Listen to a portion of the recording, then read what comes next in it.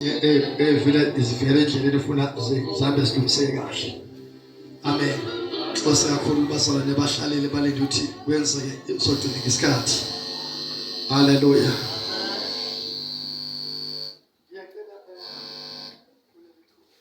Soba sibuke nje amavesi ivesi elilodwa noma amabili bese siqhubekela phambili kule nkonzo ofuna sibe nayo. Amen. Asakwazi ukuqhubeka nenhlelo zethu sitha siyashropha kancane kunempana encane elwayo kwenza ukuthi singaqedi into efuna senze kule ndawo. Cela ukuthi la ukhona ube nenhliziyo yakho ube nenqondo yakho ukuze inhloso kaNkulunkulu ifezeke. Amen. Amen. Ngiyacela umntwana kaNkulunkulu okhona esibuke nje incwadi ejwayeleke kakhulu incwadi kaMathewu 1 verse 18. Incwadi kaMathewu 1 verse 18. Mathewu 1 verse 18. Sanisukhuleka. Siyabonga baba wethu ngcwele. Izwi lakho baba linamandla baba liyaphila. Yebo lona lodwa limkhali kunenkemba singanhlangothi zophi. Khuluma ngalo baba wethu ngcwele. Usiphe baba inhliziyo yokuva. Yebo sizokhuluma nasempilweni yethu. ngoJesu Kristu yena yedwa inkosi yethu manje naphakade. Amen. Verse 18. Nokho sizalwa kaJesu. Hallelujah. Sinenkonzo enhle kulesi sikhathi esibhekene nayo. Uzoyizwa ngendlela wena. Inhloso sami sithi ukuzalwa kukaJesu. Umsethele ithuta nje kuphela mfowethu. Verse 1 asabe. Ukuzalwa kaJesu Kristu kwaba nje. Ukuzalwa kwenkosi yethu Jesu Kristu kwaba nje. Unina Maria samesela uJoseph. Isho ukuthini igama lethu lesemisela uJoseph nje? Babese bephakanyisiwe noma sebethembisile ukuthi uJosepha uzoshada noMaria, uMaria uzoshada noJosepha. Kepha bengeshadi yebo sa. Bangakahlangani wafinyana khuleka ngomoyingcwele. Bengeshadi. Kepha uMaria wasefumana efunyana enjanena ethulelwe yebo. Kepha uJoseph indoda yakhe ngumuntu olungileyo. uJosepha indoda yakaMaria wazoshada nayo.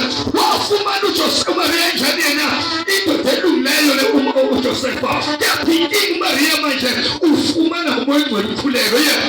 Engathanda ukumthela igazi. Into ayingathandi ukumthela ngehlazo. Wayefuna ukumlahla ngasese. Wayefuna ukuthi uJoseph efuna uMaria kungasibuthu. Esasidla ngalokho mbheka indlela siyenkosi yabona. Lesizinto isehlezi uJosepha. Ithi ngilofuna uJosepha yehle efulini. Yefe uJosepha yethi kuye. Josepha ndodana Yethi Josepha ndodana kaDavide. ungasabi ukumthatha uMaria. Ungesabi ukuthatha ngakho Maria. Ngokubona kakhulelwe kungumphefumulo. Ngoba ethulelwe umoya oyingcwele. Uzakuzala indoda. Ithi lalela Josepha lo muntu bethulelwe uthulele umoya. Uyazala indodana. Uyibambe igama lokuthi Uyazala indodana. Uyibambe igama. Abiyahlekeni wala. Uyazala indodana. Uyibambe igama Thobani. uJesu yena. ngokuba nguye osindisa abantu bakhe ezabendala. Umsebenzi kaJesu usindisa abantu bakhe ezonweni ezono ezabo bona kaBenkosi. Lokhu konke kwenza Uphinde futhi umthinte encelukuzana kodwa uyakuzwa ukuthi umfundisi. Isono ngezakho kepha wena kuNkosi. Uthi umkhohlwa just Lord. Uthi umkhohlwa kancane isono ngezakho kepha wena kuNkosi. Uyasindisa abantu bakhe ezonweni zabo.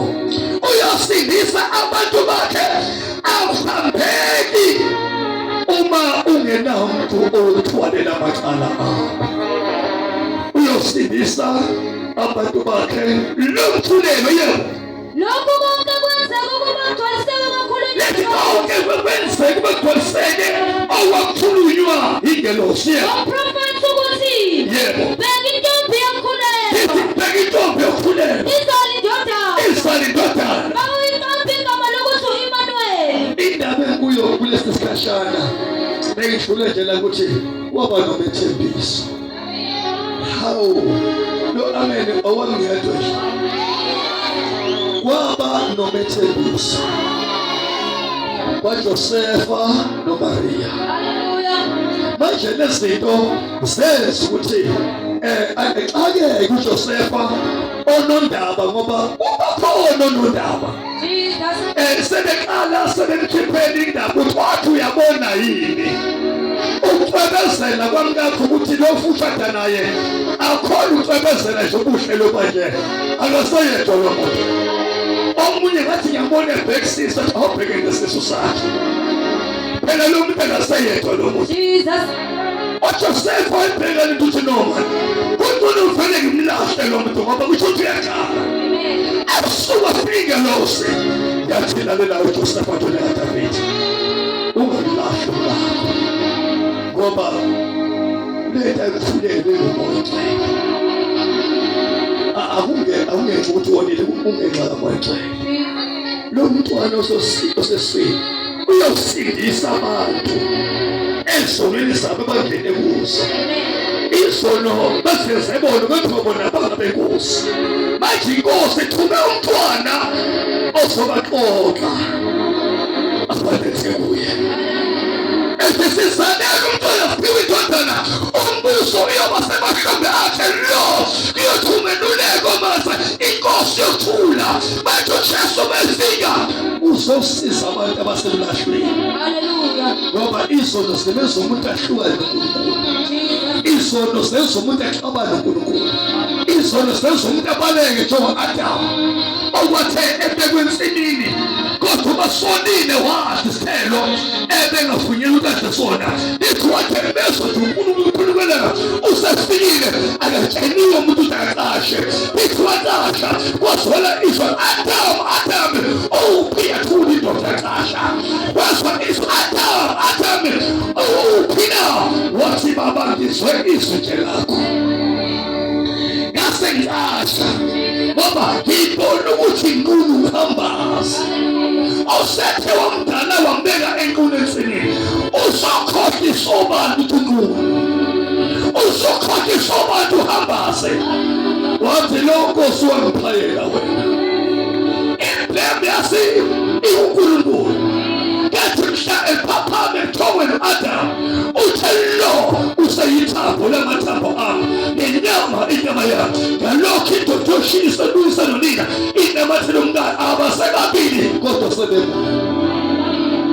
Kodwa ongasonile uthi wena Nkosi wangipha lo muntu. Haleluya. Sengathi umbuzo uthi umthetho awushiya ubani?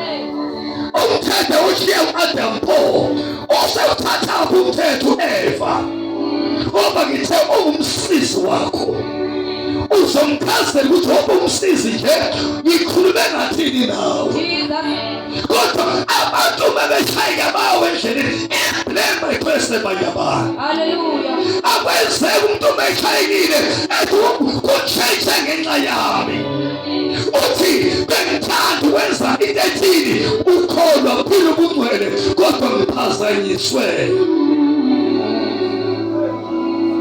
Yebo asana Abonkonse kahunyusha uNkulunkulu nathi. Ekuhunyusha uNkulunkulu unathi. uJosefa sevukile emthongweni wenza njengalokho imiyalelo ingelosi yenkosi. Indaba izokuphazamisa izokwenza ingene kakhulu evangelini ngathi inhloso yami ukuba ngingene la. Haleluya. No angibuyele angihambe kahle ngibuyele la ngiqhamuka khona. Uthini uGenesis 3? Ngiyabona ngathi so thina singithwele nzima. Inyanga yayinomqili kuna. Genesis 2 verse 8. Kodwa ke uhlula Ndabasithi insimu yase-Edeni. uJehova uNkulunkulu watshala insimu e-Edeni ngasempumalanga. Jehova uNkulunkulu watshala insimu e-Edeni ngasempumalanga yebo. Wambeka khona umuntu amenzileyo. Wasebeka umuntu amthandayo, umuntu wambeka insimu yase-Edeni. uJehova uNkulunkulu wahlumisa emhlabathini imithi yonke ebukekayo. Wabeka ensimini wahlumisa imithi yonke ebukekayo. Emihle edliwayo. Imithi emihle, imithi edliwayo. Nomuthi wokuphila phakathi nensimu. Wasebeka umuthi wokuphila phakathi nensimu. Nomuthi wokwazi okuhle nokubi. E-Edeni kwavela umfula wamanzi isinsimu. Wahlukana khona waba izingcaba ezine. noma ngibheke u-8 nje kodwa siyahlula ku-18 ngiyahlula lapho yebo ayombalini igama lokuthi Bishop Ujoba wamthanda umuntu wambeka ensimini. Uma umuntu ona ensimini kungaphuma uJesu eyokathelwa umthetho ubethelwa emkamlezweni kodwa uma seyongcwatshwa wagcwatshwa ensimini kaJoseph ngoba umuntu wayemiswa ensimini ngokona kwakhe waphuma ensimini kodwa umuntu ubuyele ngoJesu.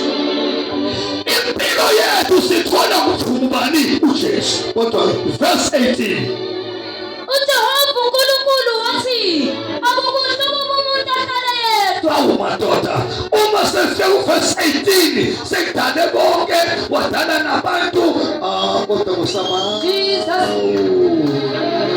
uma sefika kuverse 18 wathi sekwenze konke kuhle ngidala ulwandle ngiyabona ngidale umhlabathi omleyo ngiyabona ngidala utshane yonke ngiyibona kodwa kushoda into eyodwa Adam usukhona ensimini kodwa ngiyibona akekho omunye umuntu ofana nawe wathi akukuhle ukuba umuntu ahlale yedwa ngizokumenzela umsizi onjengawe wathi ngizokumenzela umsizi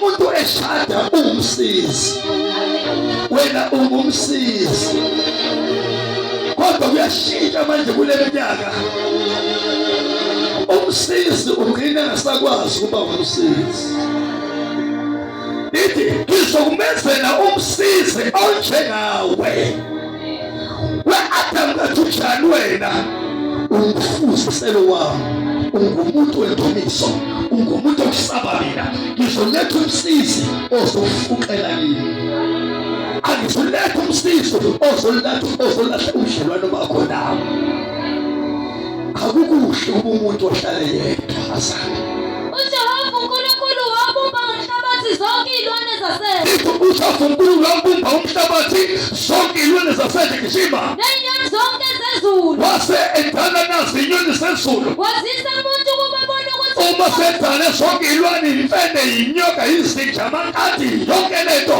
ithi wasehlalisa umuntu esihlalweni wathi uma wena Adam sekuhlasehlale ngifuna ukuthi ukwazi ukhetha umsizi wahlala ehlalweni ngathi uzodlulisa la uzoba sumbona kumuntu ozoba umsizi uzeqambela igama ubese uqamba nomsizi ongasamba yena ukuze kuthi njengalokho umuntu eqamba zonke izilwane eziphilayo njengalokho umuntu eqamba zonke izilwane eziphilayo lokho kube ngamagama abo kube amagama lezilwane umuntu wayeqamba amagama zonke iy'nkomo wathi sehlezwe udlula wena wenkomo nezinyoni zezulu phela udlula wena inkomo uma bekakuthatha ngibeke eqhaza zoba nomsindo ngoba inkomo inomsindo dlula yadlula inkomo yena nezinyoni zezulu base kuzoba nenkinga uthola umsindo njalo akwazi ukuzoba umsizi dlula nezilwane zasendle wena awukwazi uhlala nabantu wena uyibaba uzoba nomsindo dlula